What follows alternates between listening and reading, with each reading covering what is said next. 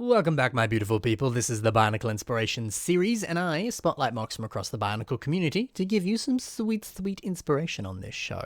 The theme for today that we're going to be discussing is pop culture. So I had a bunch of submissions and other mocks saved up that fit into this theme, and I wanted to bring you some of your favorite characters, but in Lego form.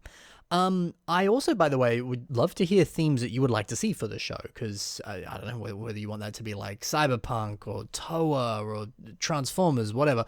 Yeah, let me know in the comments below or something, and maybe if you like a comment that someone else said that's a specific theme, give it a like, and then I'll know that, oh, a bunch of people want that sort of thing. Because yeah, I mean, like, I've got my own list of episode themes that I kind of go through, or I base it around submissions and stuff like that. But if there's specific themes you're after, I always love hearing that, and I'd rather cater to exactly what you want instead of just being like, they probably want a Toa episode. I don't know. We'll see. So yeah, comment that below. I'd love to hear what you have to think. But back to the episode. Let's begin with the first pop culture themed mock. This is Shadow the Hedgehog by Dylan Meaves. Immediately, what I love about this is the use of the Islander headpiece that's on the sort of furry part of the torso there. So if you're not too familiar with this piece, it came on this minifigure and I think a few others as well.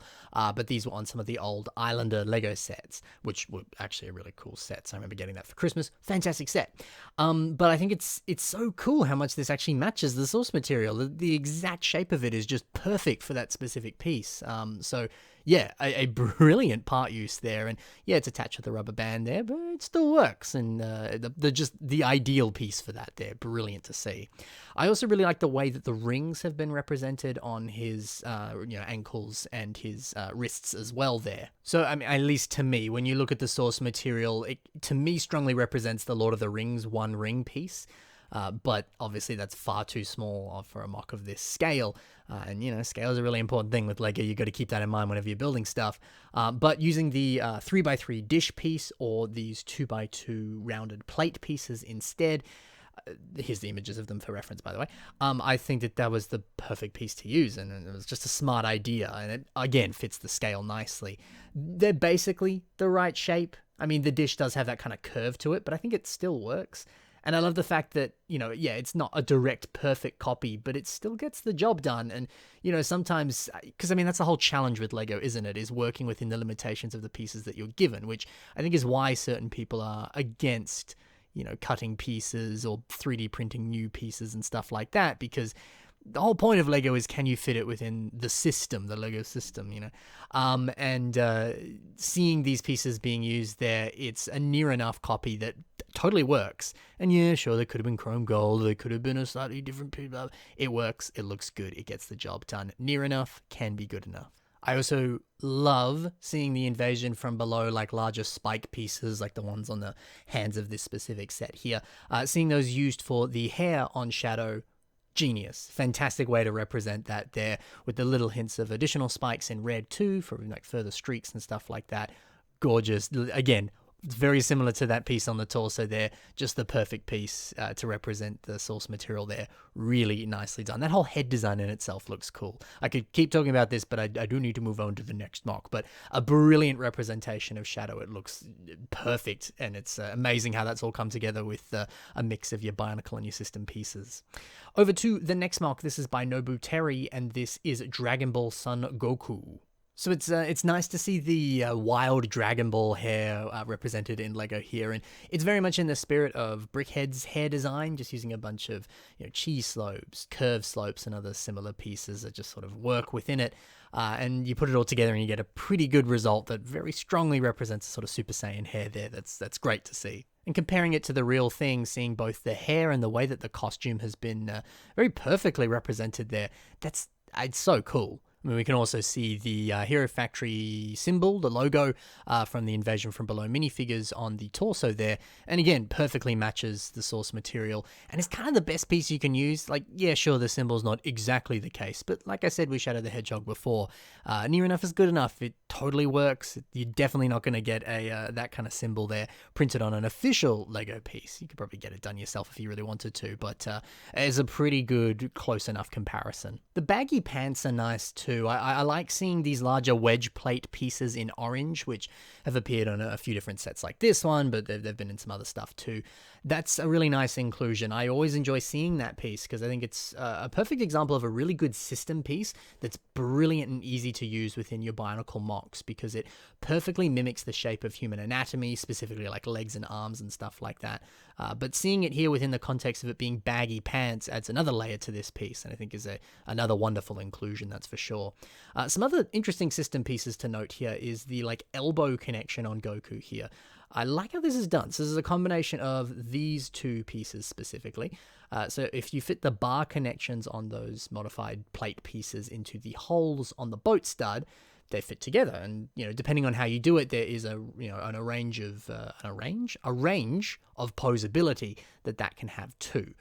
So a surprisingly nice connection, and a great way of adding a little bit of articulation. And, using those boat studs, that's actually another really good system piece to use on Construction and Bionicle mocks, because, a lot of people use that for like articulation on arms and legs and things. It's also a great way to have a nice smooth looking connection instead of more unsightly like ball and sockets, which might not fit with the smoother aesthetic that you might be going for. So building around boat studs is a great way to do a slightly different take on elbow articulation or leg articulation, however it is that you want to put it into your mock. But boat studs and those wedge plates, they're fantastic pieces, although not just wedges, not wedge plates. That's technically a different piece, but still a good piece. Anyway, brilliant way to build Goku. The next mock now is by Daniel Brickson, and this is Pokemonday number 23, Greninja. Love me Greninja, and great to see him recreated here with some Bionicle and some system pieces. My favorite detail is the water shuriken that he's got here. I think that's a genius idea and a great way to recreate that. So it's using the buzzsaw piece from the Protector of Ice Bionicle G2 set. That does appear in a few other sets as well, but that's probably the easiest set to get in that regard. But I think that feels right at home here. And yeah, sure, this is a kind of, again, a very similar case to Sonic and things. Or to Shadow, rather. The shuriken itself would probably be a slightly different shape, but it doesn't matter. It still looks pretty close, doesn't it? It still gets the job done. And I also like, too, I've always found those buzzsaw pieces kind of harder to use.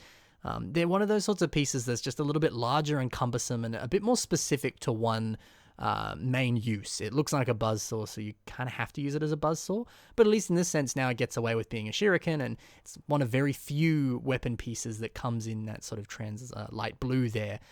So it feels right at home here, even though, technically it should be a different shape and size, but it works, and I think it works really well, and it's a great way to use a slightly harder to use piece. So I love how that's been done.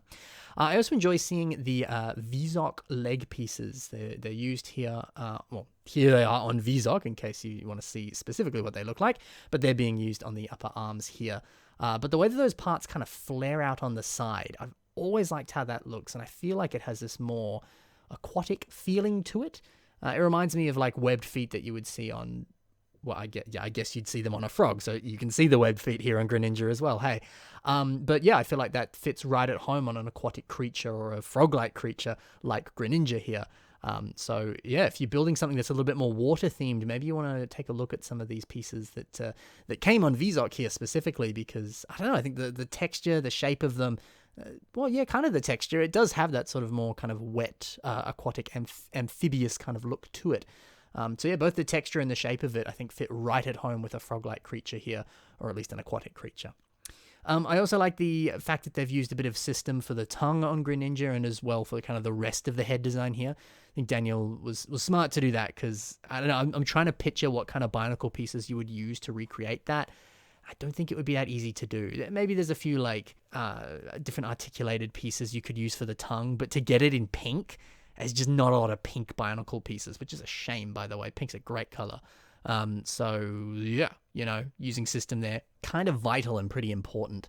And actually that's been a surprising like sub-theme within this episode today, is mixing your system and your Bionicle pieces. Pretty much every mock we've spoken about today has done that in some fashion.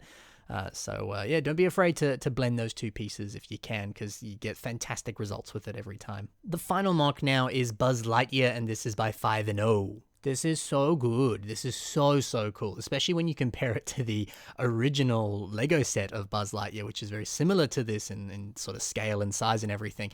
It makes the original set look awful, and I actually think that original set was pretty cool. But no, this is beautiful. I specifically love the chest design here. There's a bunch of cheese slopes being used and other ways of angling that torso, which is all part of the internal structure. I can't see exactly how that's being done. But the fact that the cheese slopes on the edge there sort of perfectly line up with that 1x1 tile in lime in the very center of the torso, I love that. It's such an interesting thing you can do with cheese slopes. If you get the exact right angle, they can just sort of perfectly rest up against other things there. So again, there's a nice system piece to be using in your construction mocks if you want to be playing with interesting angles like that. Because at least with cheese slopes, you can have it all be perfectly flush up against everything and get these beautiful smooth angles with no gaps in between them. It looks so good. I also love too how the buttons have been done there. The blue, the green, and the red one there. I believe that's just with jumper plates, and it's just placing pieces in the center of the jumper and having it sticking just out the edge there so that it looks like there's buttons. A great way of creating that sort of half stud offset there to do that. That's gorgeous. Some other stuff here that I really, really like is the way that the arms connect into the body. And when we actually look at the real Buzz Lightyear, there is that weird sort of light gray circle joint thing. It's just the way that Buzz Lightyear toy originally looked in the movie. And using the Republic gunship like cannon piece that's at the very front there on the cannon of the Republic gunship, using that there for that piece is a brilliant choice. That looks exactly like the source material. And also, you'd probably get a pretty nice range of posability there. So one, I love that because it's a brilliant representation of the original source material, but it's also probably really superposable.